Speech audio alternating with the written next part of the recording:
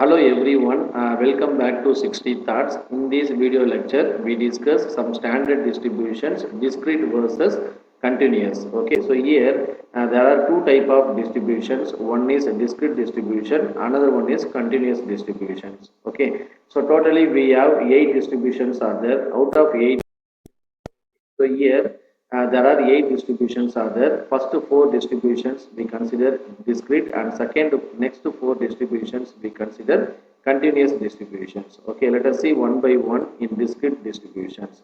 So first one is binomial distribution, second one is Poisson distribution, third one is geometric distribution, and last one is negative binomial distributions.